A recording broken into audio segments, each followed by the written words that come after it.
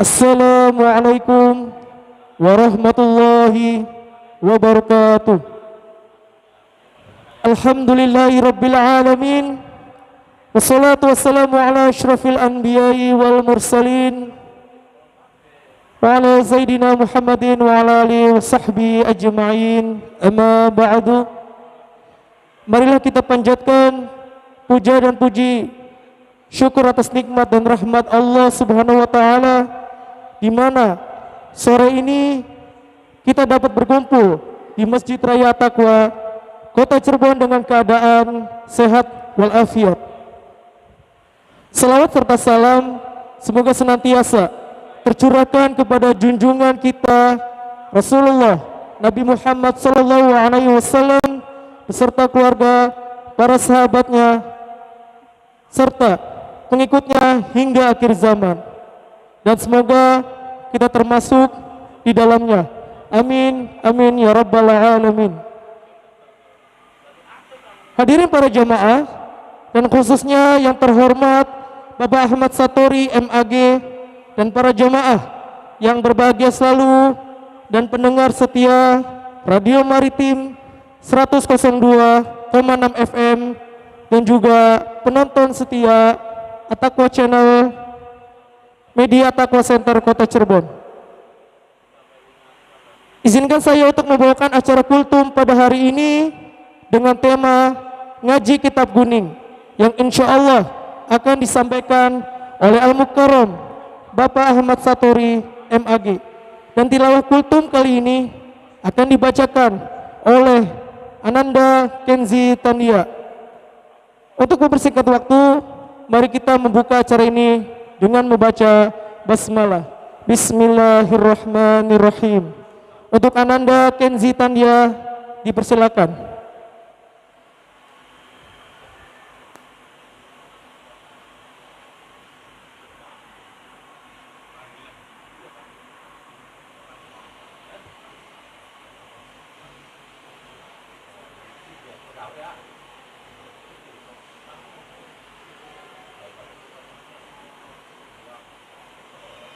Assalamualaikum warahmatullahi wabarakatuh.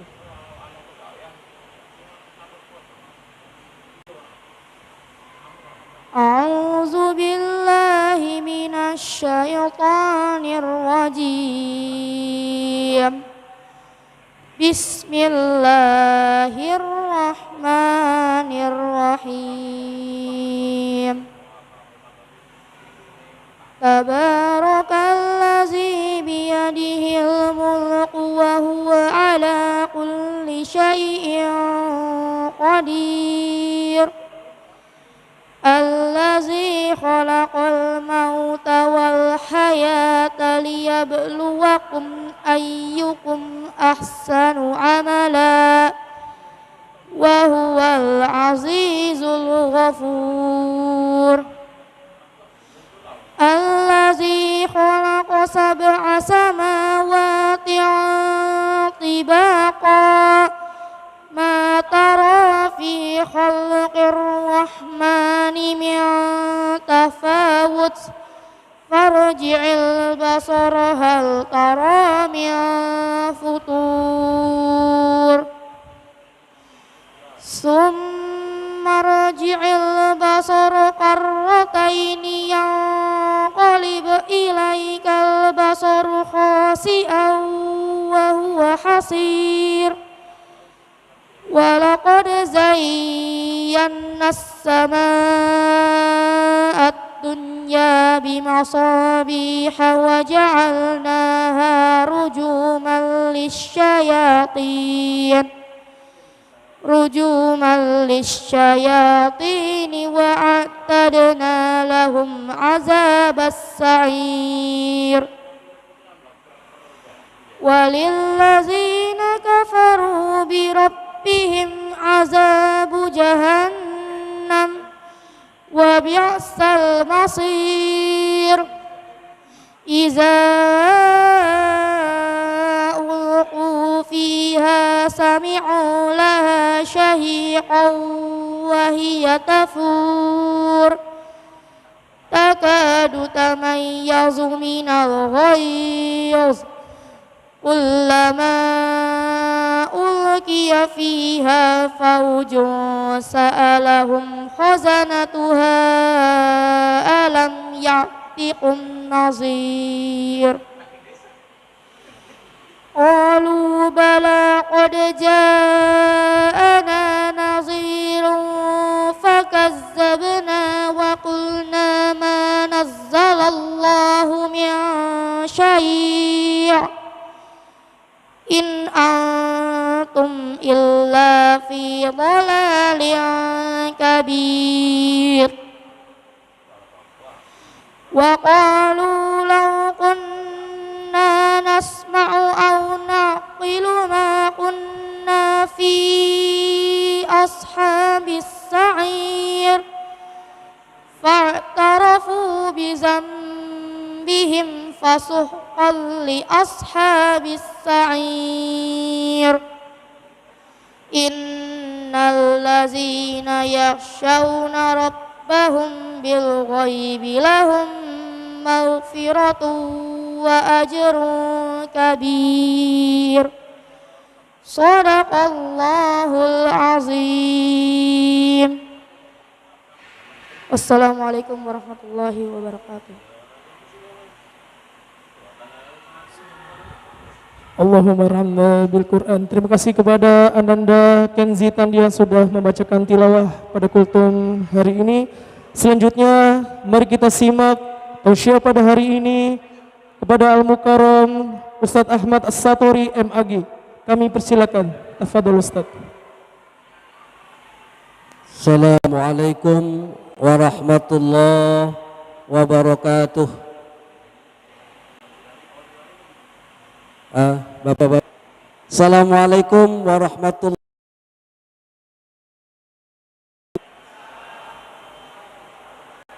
Ya, sekalian 3 kali supaya ganjil. Wabarakatuh.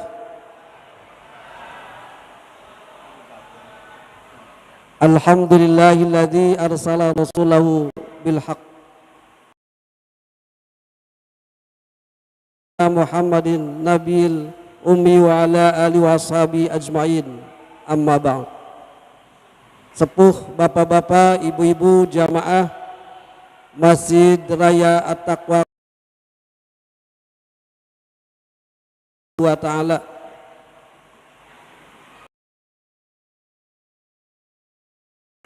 di sore ada di majelis yang mulia di teras Masjid Raya At-Taqwa Kota Cirebon dalam kondisi sehat walafiat ya Bapak ya, sehat alhamdulillah. Tapi nampaknya masih ada apa ini, titik-titik atau masih merasakan adanya aturan prokes ya, berupa jaga jarak nih. Jadi masih diberi jaga jarak, prokesnya masih jalan ya. Tapi masih ada juga yang kayak saya ini nggak pakai masker. Tapi insya Allah mudah-mudahan kita semua saat sekarang ini sudah mulai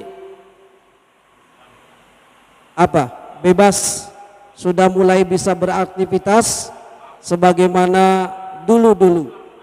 Setelah 2 tahun kita tidak mengadakan majelis taklim atau kajian bersama di bulan suci Ramadan menjelang berbuka puasa ini. Sekali lagi kita alhamdulillahirabbil alamin bisa merasakan kegiatan sebagaimana bulan-bulan yang dulu sebelum ada corona. Sholawat dan salam tak lupa tercurahkan keharibaan junjungan kita Nabi besar Muhammad sallallahu alaihi wasallam. Mudah-mudahan kita semua kelak akan mendapatkan syafaatnya, amin ya rabbal alamin. Bapak-bapak dan ibu-ibu serta remaja Masjid Raya At-Taqwa Kota Cirebon yang dimuliakan Allah Subhanahu wa taala.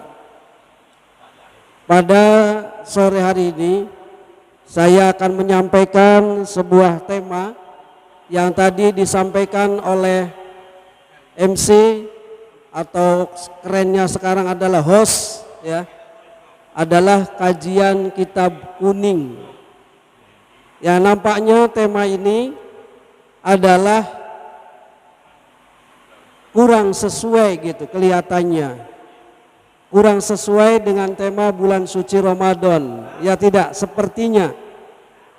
Karena biasanya bulan suci Ramadan itu temanya apa? Hikmah Ramadan. Terus manfaat Ramadan. Motivasi Ramadan, nuzulul Quran. Dan yang berkaitan dengan puasa. Tetapi tema ini diambil adalah untuk bahan renungan kita, ya, walaupun tidak seolah-olah tidak ada kaitan dengan bulan puasa Ramadan. Kayaknya Bapak pernah dengar belum ada tema kajian kitab kuning, ya? Temanya kitab kuning. Kalau orang santri atau anak-anak santri atau orang yang sudah mau santren, karena apa? Tidak asing dengan sebutan kitab kuning. Tidak asing. Karena kitab kuning merupakan bagian dari kitab atau buku yang dikaji sebagai media belajar bagi anak-anak pesantren atau santri. Jadi tidak aneh kalau menyebut kitab kuning. Apalagi bulan puasa Ramadan. Tuh kaitannya ini Pak. Kitab kuning adalah nama sebuah buku atau nama sebuah media untuk belajar atau sumber belajar yang ditulis pada kertas kekuning-kuningan. Ya. Kenapa kitab atau buku atau media sumber belajar yang ditulis oleh orang-orang zaman dahulu yang digunakan sebagai sumber belajar di pesantren memakai warnanya kitab itu dengan warna kekuning-kuningan, ini sebetulnya sangat sederhana, ya, sangat sederhana. Kenapa? Karena waktu dulu, ini cerita sejarah. Kalau sejarah itu waktu dulu zaman Belanda, orang-orang yang menggunakan buku dengan buku baik itu dicurigai. Nanti jangan-jangan akan ada perlawanan terhadap Belanda. Maka para ulama menggunakan bahan dari kertasnya adalah dengan kitab yang murah, Pak. Murah harganya, namun isinya adalah sangat berharga. Ya, tidak dipandang kertasnya paling murah. Jadi kitab kuning adalah suatu sumber belajar yang digunakan pada pesantren, kebiasaannya pondok pesantren, dan menggunakan tulisan yang tidak ada harokatnya alias gundul. Nah, gundul Pak, Bapak tahu ya, kitab kuning itu tidak ada harokatnya, gundul. Tapi bapak-bapak awas jangan nulis Arab gundul Pak. Kalau nulis Arab gundul, ada di sini kampung punten, kampung namanya kalau di Jakarta Pacinan ya, orang-orangnya mayoritas Cina. Nah kalau di sini ada kampung di Kota Cirebon ini mayoritas orang Arab di Panjunan, dan ada yang jualnya kitab kuning, banyak toko-toko minyak wangi dan lain sebagainya. Nah kalau Bapak nulis Arab gundul, barangkali orang-orang itu marah Pak. Iya marah Pak. Kenapa? Arab gundul. Ya, kalau nulis Arab gundul marah Pak.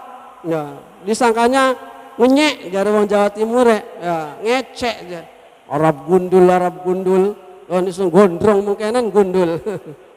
Maksudnya Arab gundul di sini adalah di mana kitab kuning itu berisikan tulisan berupa ilmu yang ditulis dengan tulisan Arab dan tidak menggunakan harokat atau syakal, tidak ada.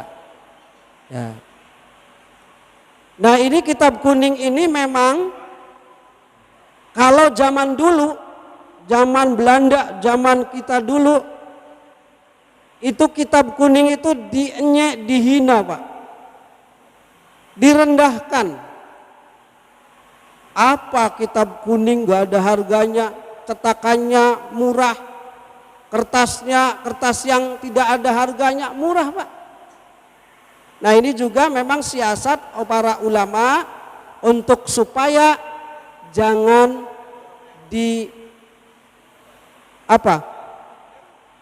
halang-halangi oleh orang-orang Belanda yang selalu curiga kepada kita.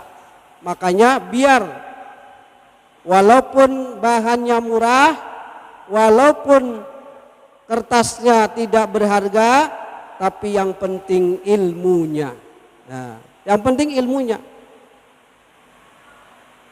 Makanya kitab kuning itu ya sampai sekarang pun paling murah Pak. Di antara buku-buku yang paling murah adalah kitab kuning. Tapi ada juga yang mahal. Kalau yang terbitan Semarang atau Kudus itu murah. Tapi ada yang mahal yaitu terbitan dari Beirut. Mahal segini, hampir sama dengan kitab atau buku yang dicetak dengan cetakan HVS atau kertas putih, mahal sama, bahkan bisa lux gitu ya. Kalau buat pajangan ya bagi yang mungkin bisa pengen majang gitu ya, dianggap orang yang bisa maca kitab gitu ya, kitab itu termahal-mahal Pak. Sekarang ya ada namanya percetakan Beirut, mahal. Nah kitab kuning ini ternyata sekarang sudah meningkat derajatnya Bapak-bapak. Makanya punten ini berkaitan dengan puasa Ramadan. Kita sebetulnya memandang orang, memandang pribadi atau memandang sesuatu itu jangan sampai kita menghina, merendahkan. Karena belum tentu nanti suatu saat akan diangkat derajatnya oleh Allah Subhanahu wa ta'ala. Akan diangkat derajatnya. Punten contoh saja Bapak-bapak, kira-kira kenal enggak dengan ciblek Pak? Kenal enggak dengan ciblek Pak? Ciblek kenal? Burung cici. Ya, burung cici. Waktu saya kecil tuh enggak ada harganya Pak. Di depan rumah saya tuh kalau pagi bunyi spek spek spek spek. Wah, paling murah nggak dicari orang. Tapi sekarang ciblek Pak. Kalau yang ngocehnya sudah bagus, digini-giniin langsung ceplek ceplek ceplek ceplek, mahal. Minimal harganya berapa? 150.000. Bahkan mungkin ada yang 500.000. Itu ciblek. Dah jangan jauh-jauh. Sekarang waktu dulu Bapak tahu air, masa nggak tahu air putih? Iya, air putih itu yang di gelas. Waktu dulu saya kecil, ketika ada tamu, kita menyuguhi tamu dengan air putih, rasanya tuh kurang mantep. Dalam hati itu kayak kurang hormat terhadap tamu.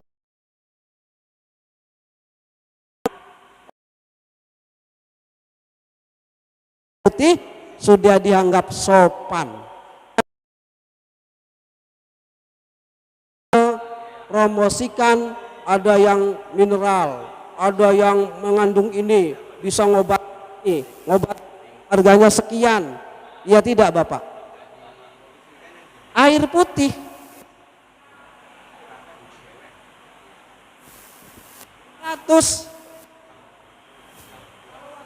dengan bensin lebih mahal air putih berarti.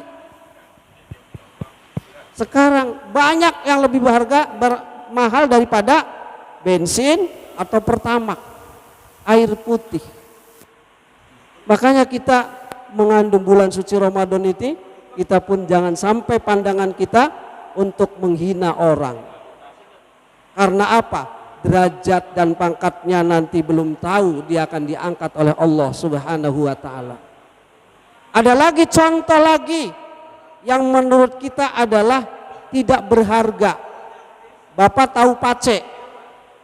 Pace ya, mengkudu.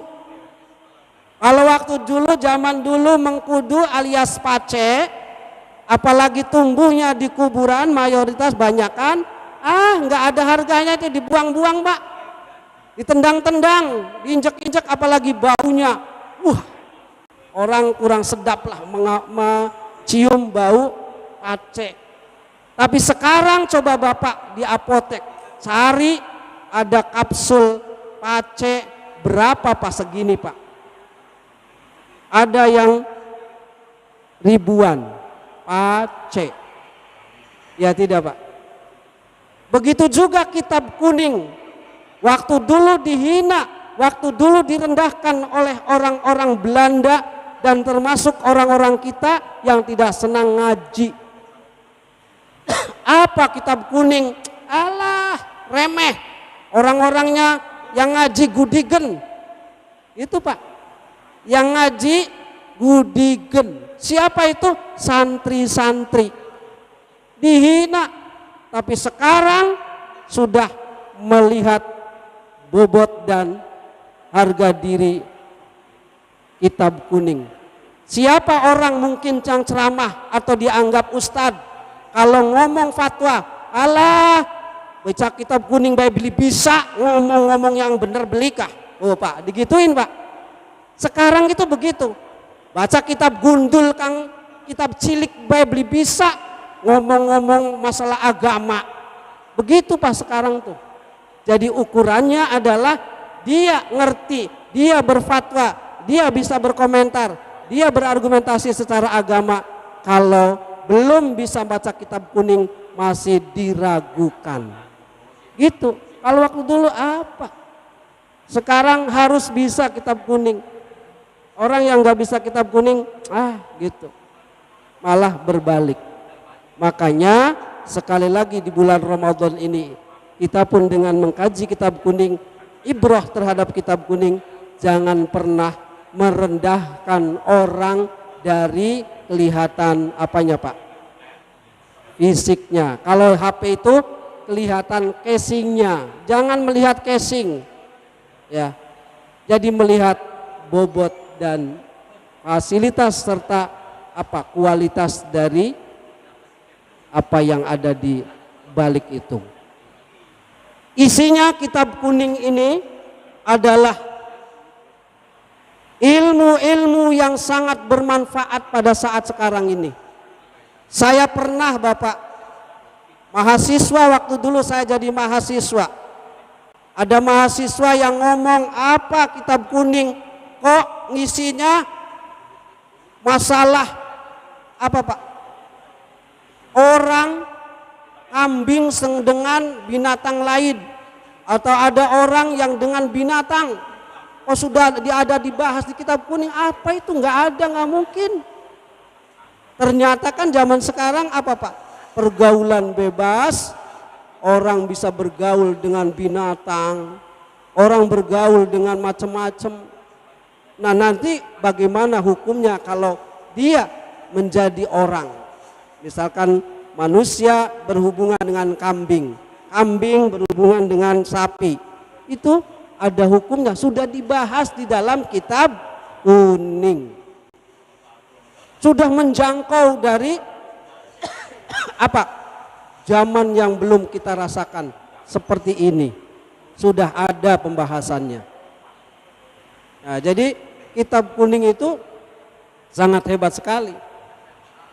Kemudian juga isi tadi saya jelaskan, isi-isinya adalah isi dari ilmu-ilmu yang sangat bermanfaat, yaitu tentang akhlak, tentang fikih, tentang sejarah, tentang apalagi Pak, nahu, sorof, kemudian juga hadis, tafsir, dan lain sebagainya ada di kitab kuning. Dan itu karangan-karangan orang-orang zaman dahulu para ulama, tidak seperti sekarang ngarangnya Bapak. Orang-orang zaman dulu para ulama ngarang yang ada di kitab kuning itu dengan puasa. Dengan puasa Bapak. Dengan tirakat, dengan doa. Makanya setiap kali kita mengaji kitab kuning diawali dengan memuji Allah Subhanahu wa ta'ala. Kemudian dengan memohon kemanfaatan dari apa yang kita kaji. Itu dari ngarangnya saja. Kalau kita ngarangnya gimana Pak? Ngarangnya asal baik. Pokoknya ada inspirasi, ada ide, ada masukan, ditulis. Tanpa kadang-kadang tidak bismillah lagi. Kalau kitab kuning ditulis itu adalah dengan bacaan bismillah dan tirakat puasa. Ya Pak. Jadi tidak sembarang. Makanya bagaimana dengan adanya para ulama, para orang-orang zaman dahulu yang mencetuskan, yang menulis, yang mengarang kitab kuning itu, makanya dibacanya bermanfaat. Kelihatan sekali cara membaca kitab kuning itu Pak. Kalau ini kitab kuning, ini kitab putih ya. Kitab cara membacanya saja dengan apa? Dibarengi dengan akhlak. Tidak asal kita bahas, tidak asal kita ngaji. Makanya punten, tadi saya ada anak yang naruh apalagi itu Al-Quran, kok taruhnya di bawah, suruh diambil tuh ya tadi. Kenapa? Itu Al-Quran, kok kenapa ditaruh di bawah? Orang-orang santri itu jangankan Al-Quran, kitab kuning saja itu dihormati Pak. Dihormati kitab kuning itu, tidak seperti buku-buku yang lain. Maksudnya apa menghormati kitab kuning? Cara membawanya, cara membukanya, cara mengajinya. Kitab kuning itu dengan akhlak. Membawa kitab kuning, apalagi Al-Quran, ini tidak boleh dikewer Pak. Kalau ketahuan kiai, ustadznya, itu langsung ditegur. His, weh piye kok, orang Jawa Timur Pak. Kamu bagaimana bawa kitabnya? Gitu. Bawa kitabnya itu seperti ini Pak. Ini bawa kitab, tidak dikewer, jari wong Cirebone dikewer. Itu cara mengkajinya, cara memahaminya, cara belajarnya melalui kitab kuning itu dengan akhlak. Dibuka dengan baca Bismillahirrahmanirrahim.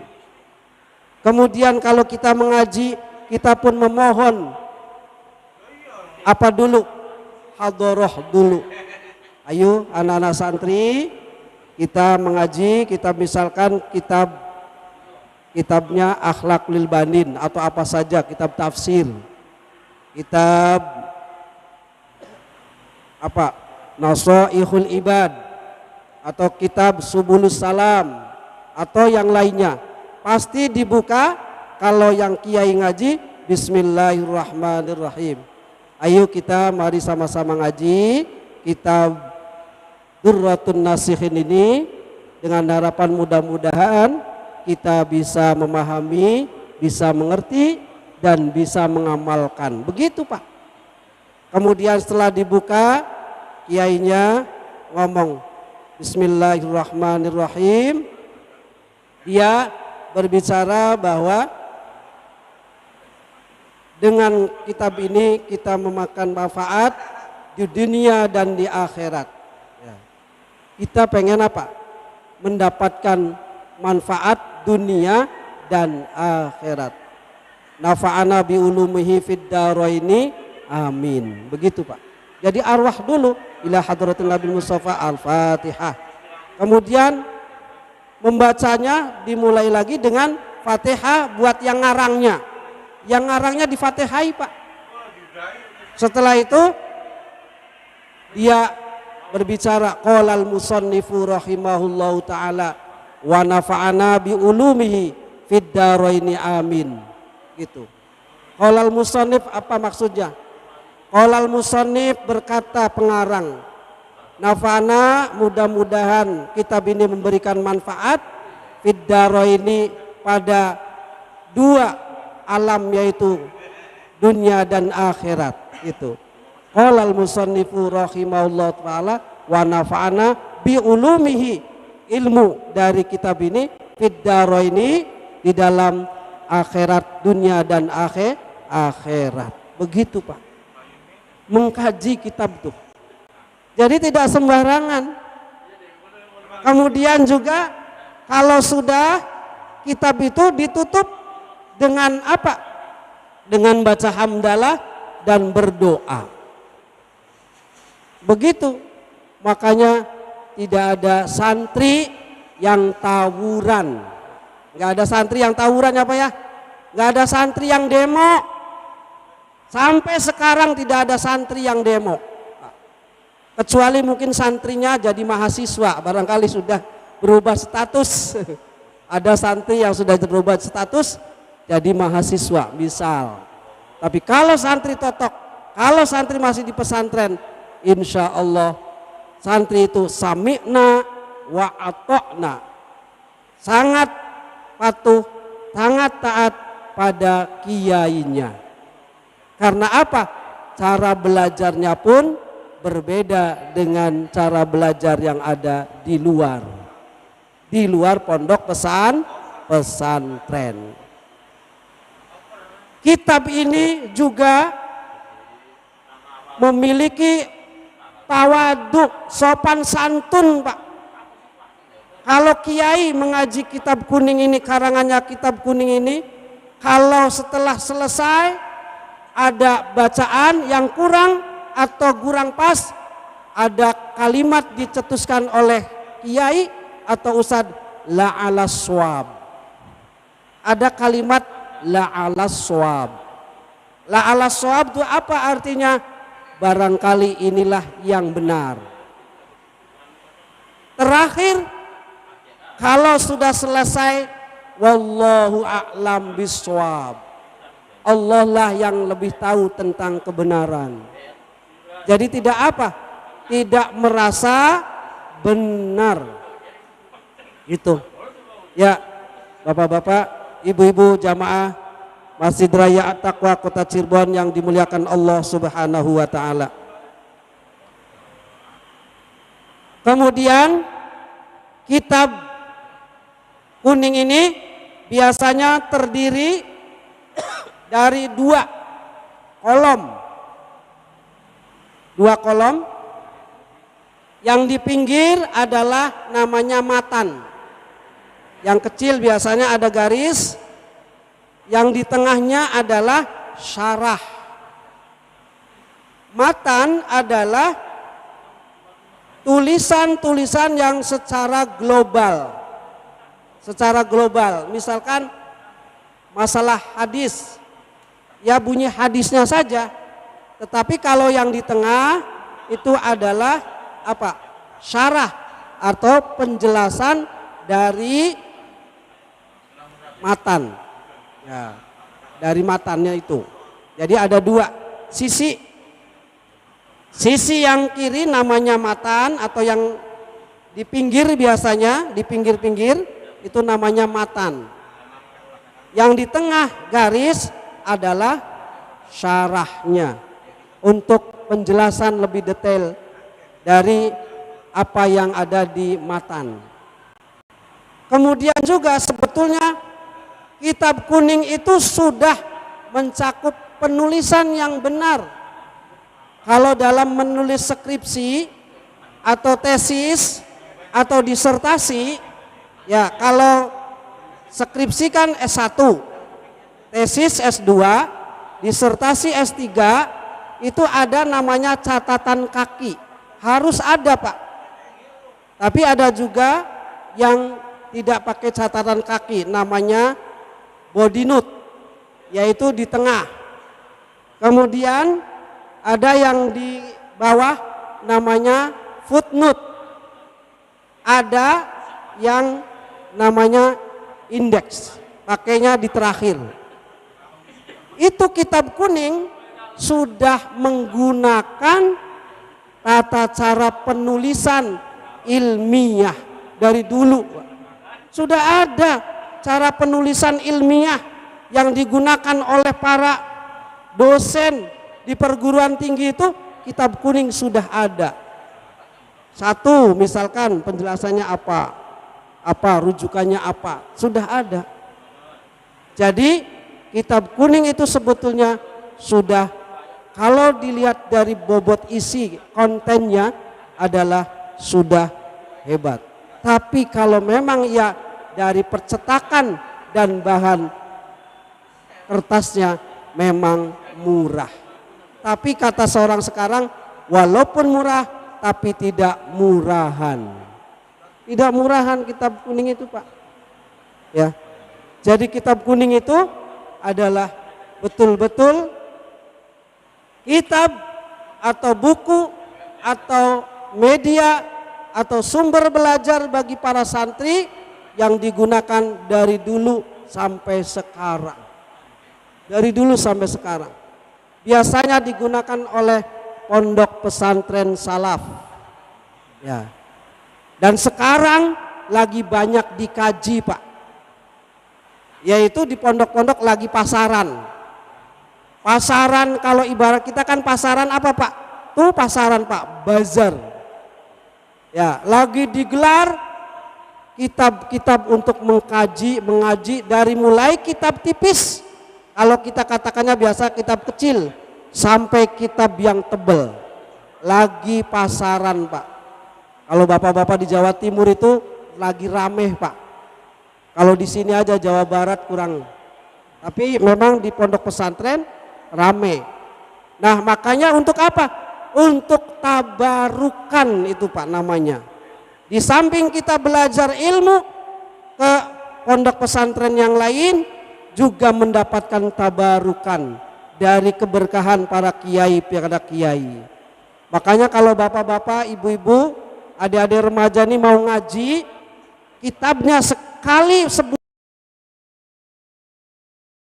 ngaji adalah pada bulan Ramadan. Nanti menjelang tanggal 20 sudah selesai.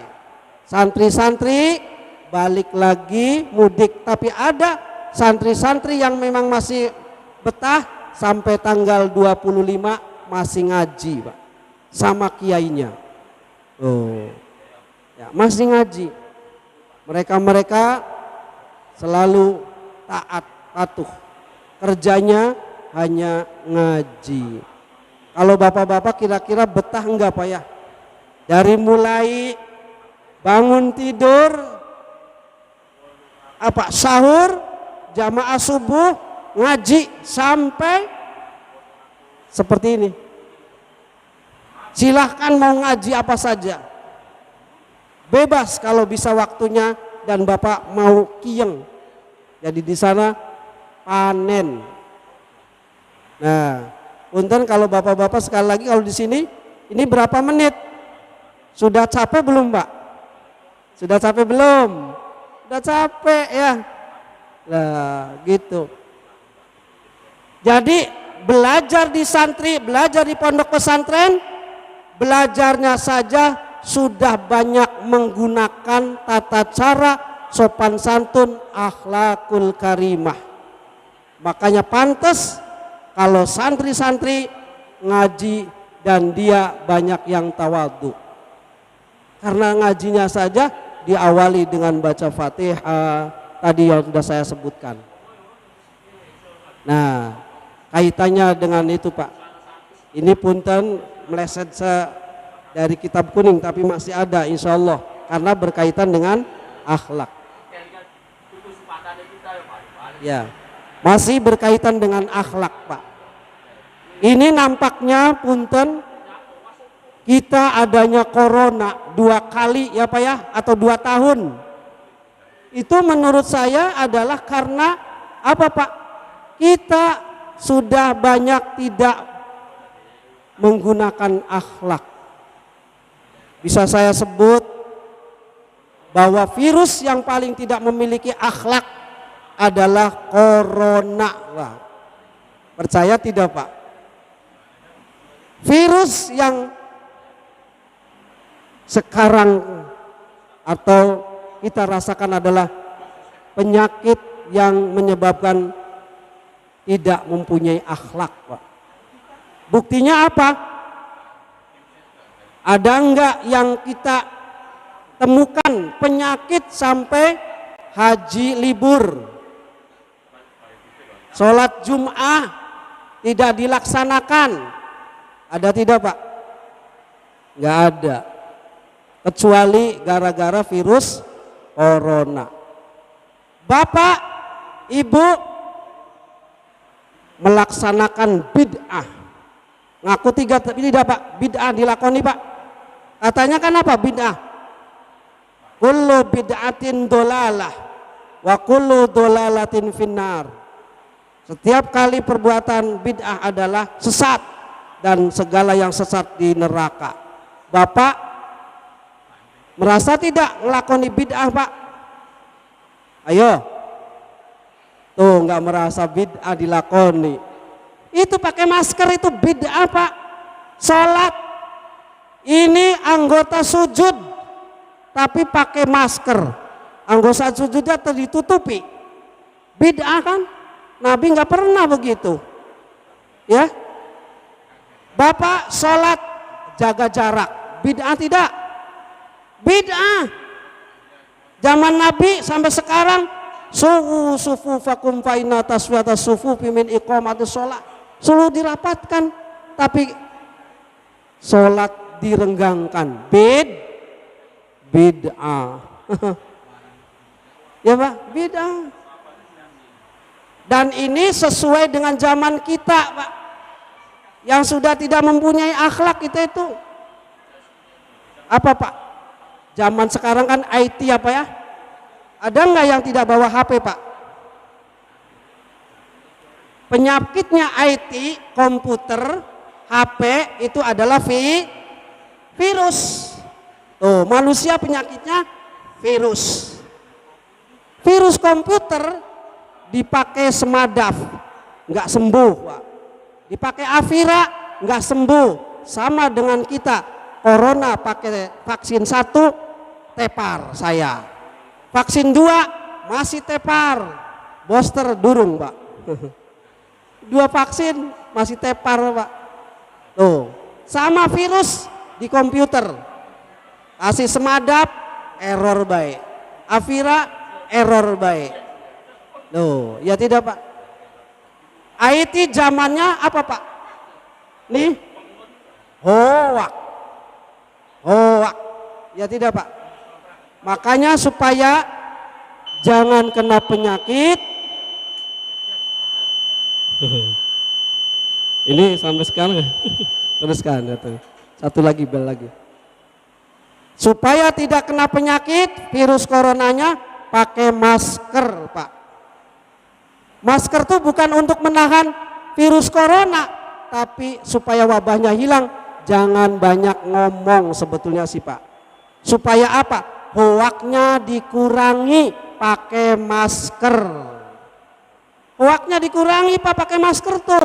Supaya apa? Imun dan imannya kuat. Orang yang banyak ngomong berarti imannya nggak kuat. Orang yang nggak pakai masker, imunnya nggak kuat katanya. Masker masih nggak cukup Pak. Tangan masih bisa ngomong. Makanya tangan harus selalu dicuci. Supaya apa? Jangan ngetik-ngetik HP yang nggak karuan, nge-share yang nggak karuan. Kalau nge-share yang nggak karuan, berarti imannya tidak kuat. Imunnya nggak dicuci, imunnya nggak kuat. Maka dari itu harus jaga jarak. Kenapa jaga jarak? Dengan adanya komunikasi, informasi, hoak-hoak dijaga, jangan sampai kita ikut-ikutan. Jangan sampai kita terpengaruh. harus jaga jarak. Pikiran, perilaku, sikap dan tindakan harus jaga jarak. Sama dengan kita jaga jarak. Loh, makanya bid'ah boleh. Supaya apa? Imun dan imannya kuat. Ya tidak Pak? Imun dan imannya kuat. Jaga jarak mencegah corona, jaga jarak mencegah itulah hasil ngaji kitab kuning Pak. Ya, hasil ngaji kitab kuning. Jadi semuanya kita menjadikan iktibar. Ada apa ini? Allah memberikan wabah seperti ini. Subhanallah. Begitu Pak. Jadi jangan sampai kita mencegahnya saja, tapi tidak ingat kepada Allah Subhanahu wa ta'ala. Tetap jadi virus coronanya betah. Ya tidak Pak? Virus coronanya betah. Pengen tidak bubar Pak? Pengen tidak bubar? Kembalikan akhlak kita kepada Allah Subhanahu wa ta'ala. Amin ya rabbal alamin. Demikian saja, mudah-mudahan kita semua diberikan kekuatan oleh Allah Subhanahu wa ta'ala untuk bisa mengkaji kitab kuning agar kita memiliki akhlakul karimah sebagaimana kita mengkaji kitab kuning pun dengan menggunakan akhlak. Sehingga apa yang kita harapkan dalam pembelajaran apapun adalah karakter. Karakter alias adalah akhlakul karimah. Dan dengan belajar insya Allah mudah-mudahan kita semua dapat memiliki karakter yang baik, akhlakul karimah. Demikian yang dapat saya sampaikan. Mohon maaf atas segala kurangannya. Allahumma fiqh ila qawmi thariq. Assalamualaikum warahmatullahi wabarakatuh. Waalaikumsalam warahmatullahi wabarakatuh. Baik, baru saja kita sama-sama bersimak dan dengarkan penyampaian tausiah dari beliau Al-Mukarram Ustadz Ahmad Satori MAG. Semoga apa yang disampaikan dapat bermanfaat bagi kita semua dan menjalankan dalam kehidupan sehari-harinya. Selanjutnya mari kita bersama-sama membaca tasyahud sebelum azan berkumandang sekitar 2 menit lagi. Asyhadu an la ilaha illallah astaghfirullah nas'aluka jannata wa na'udzubika minan nar. Asyhadu an la ilaha illallah astaghfirullah nas'aluka jannata wa na'udzubika minan nar. Asyhadu an la ilaha illallah astaghfirullah nas'aluka jannata wa na'udzubika minan nar. Allahumma innaka afuwun tuhibbul afwa fa'fu anna. Allahumma innaka afuwun tuhibbul afwa fa'fu anna. Allahumma innaka afuwun tuhibbul afwa fa'fu anna ya karim. Bismillahirrahmanirrahim. Allahumma laka sumtu wa bika amantu wa ala rizkika aftartu birahmatika ya arhamar rahimin. Amin. Selamat berbuka puasa untuk wilayah Cirebon dan sekitarnya. Saya MC pamit undur diri. Wassalamualaikum warahmatullahi wabarakatuh.